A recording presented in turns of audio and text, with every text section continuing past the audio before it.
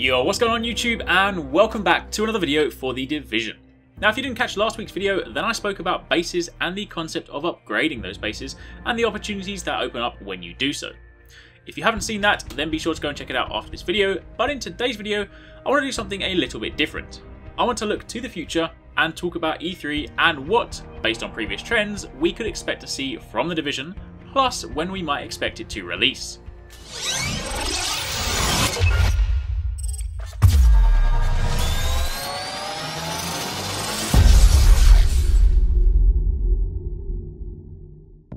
Okay, so I'll admit, as we all know, information on this game is scarce, and I am fast running out of topics to talk about, at least until we hear more.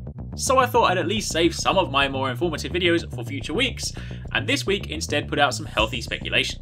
I have still got some more topics to cover, so don't worry, the barrel isn't completely empty, but anyway, let's get on to this week's topic. E3 is in June 16th to the 18th to be specific, with the press conferences usually happening a day early, so that'd be June 15th.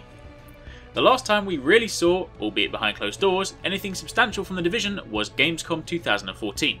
At least that's the last time I saw anything. There was GDC earlier this year, but I still have yet to hear or see anything from that, so it's either super tightly locked down or it genuinely was more of a PowerPoint-led developer talk. So, it's fair to say that we will most definitely see something from The Division at E3. While I obviously don't know that for sure, for a game that is said to be launching this year, the team are going to need to show something off, so I think it is fair to say that that's a given. But, what exactly can we expect to see?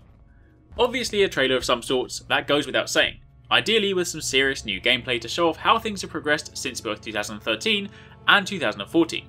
But I'm not here to speculate about exactly what's going to happen in the trailer itself, instead I want to speculate about what it will allude to. See, as we currently know from some of the recent leaks, that there are people right now playing The Division Alpha. It's a closed group with no current public access opportunity, but at some point, given the nature of a game like this, that's going to need to open up. After all, they want to make sure that on day one, the server can genuinely handle all the stress and it doesn't end up being another black mark on Ubisoft's title list. Which, for the record, I don't think it will be. I do think this game looks really promising, so I do genuinely have high hopes for it, but the point is, they're going to need to have a beta to make sure everything's tight. It was thought a while back that there'd be some sort of public alpha or beta test in March, but seeing as we're now in April, that's clearly not the case. So, with E3 in June, and the game launching this year, if they are going to drop a beta and actually make it a beta that they can get feedback from, as opposed to making it more of a demo that just drops a month before release, then it's going to need to come out over the summer.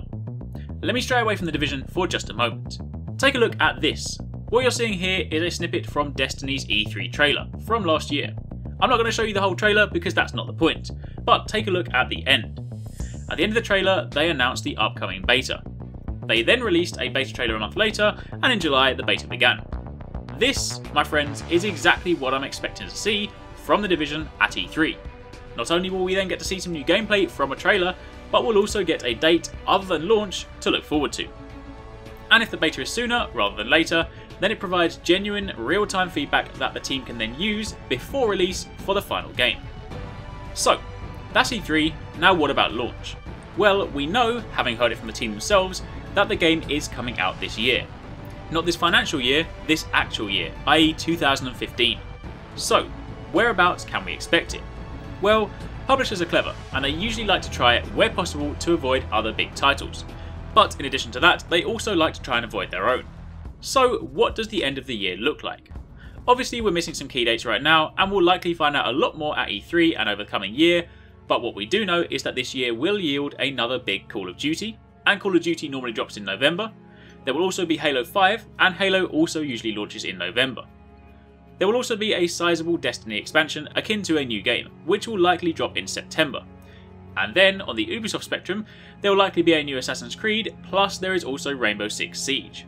So, November is an obvious minefield. Nobody wants to go up against Halo and Call of Duty, no matter how good the game is. September will likely have more than just Destiny, but that too is a big title that will take up sizable amounts of time, so that leaves us with October and December. Now, Assassin's Creed games usually release around the end of October and the beginning of November. Unity was November, Black Flag was October. Plus, the rumoured release date for Rainbow Six is currently October. So assuming Ubisoft used the beginning of October for Siege and the end of October for Creed, then that leaves December. Now December is a bit of an unconventional month, but it would match the setting for The Division. set at Christmas, snowy, all that jazz, and it would ensure that Ubisoft could give the game the best chance and not have to pit it against the other juggernauts, while also releasing it in time for people to add it to their Christmas list. So, that, my friends, is my speculated release window, December.